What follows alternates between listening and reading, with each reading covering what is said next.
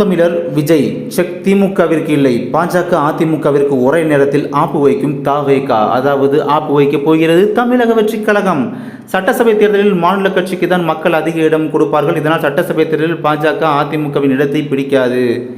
சட்டசபை தேர்தலில் தமிழ்நாட்டில் இருந்தனால் நாம் தமிழர் வளரலாம், அவருடன் விஜய் சேர்ந்தால் கண்டிப்பாக நல்ல வலிமை பெறும், திமுகவிற்கு இவர்கள் போட்டியாக வரலாம் என்று மூத்த பத்திரிகையாளர் பிரியன் தெரிவித்துள்ளார்.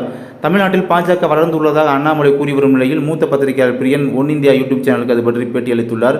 அதில் என்னதான் தண்ணீர் குடித்தாலும் தேசிய கட்சிகள் மாநிலத்தில் வலிமை பெற முடியாது, பாஜக வலிமை பெற முடியாது, அதிமுக இந்த சட்டசபை தேர்தலில் முன்னேற முடியாது, அவர்களுக்கு உட்கட்சி மோதல் உச்சத்தில் உள்ளது, கூடுதல் தொகுதியில் போட்டியிட்டு 1% வாக்கு கூடிவிட்டது என்கிறார்கள்.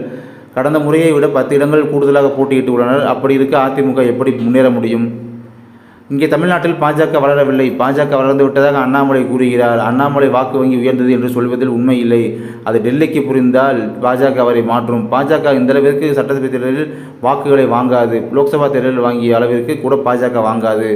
பாமகவும் இந்த கூட்டணிக்கு செல்லாது. இது மோடி பற்றிய தேர்தல் என்பதால் பாஜகவிற்கு கொஞ்சம் வாக்கு வந்தது, ஆனால் சட்டசபை தேர்தலில் அது வராது.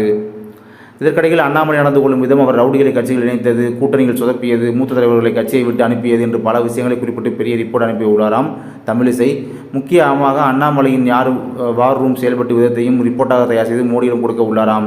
இதற்காக மோடியை சந்திக்கவும் நேரம் கேட்க உள்ளாராம் தமிழிசை. தமிழ்நாட்டில் அதனால் நாம் தமிழர் வளரலாம், இவருடன் விஜய் சேர்ந்தால் கண்டிப்பாக நல்ல வலிமை பெறும், அப்போதும் கூட சட்டசபையில் பாஜக 3ஆம் இடத்திற்கே செல்லும். தேசிய கட்சியாக இருந்தால் அதுதான் நிலைமை. தமிழ்நாட்டில் அதிமுக மீண்டும் ஒன்று சேர வேண்டும். அதிமுக அப்படி ஒன்று சேரவில்லை என்றால் கண்டிப்பாக அந்த கட்சி காணாமல் போகும். தென் தமிழ்நாட்டிலேயே பாஜகவை விட அதிகமான அதிமுக மோசமான நிலையை அடைந்துள்ளது.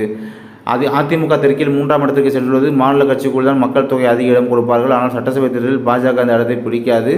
சட்டசபை தேர்தலில் தமிழ்நாட்டில் இருந்தனால் நாம் தமிழர் கட்சி வரலாம், இவருடன் விஜய் கூட்டணி கண்டிப்பாக நல்ல வலிமை பெறும். திமுகவிற்கு ஒரு நல்ல போட்டியாக வரலாம். பழனிசாமி பிடிவாதமாக இருக்கிறார், அதனால் அந்த கட்சி கொங்கு கட்சி போல சுருங்கிவிடும். அதனால் தான் லோக்சபாவில் அதிமுக தெற்கில் 3ஆம் இடத்துக்கு சென்றுள்ளது. சட்டசபை தேர்தலில் நாம் தமிழர் முன்னேற வாய்ப்புகள் உள்ளன என்று மூத்த பத்திரிகையாளர் பிரியன் தெரிவித்துள்ளார்.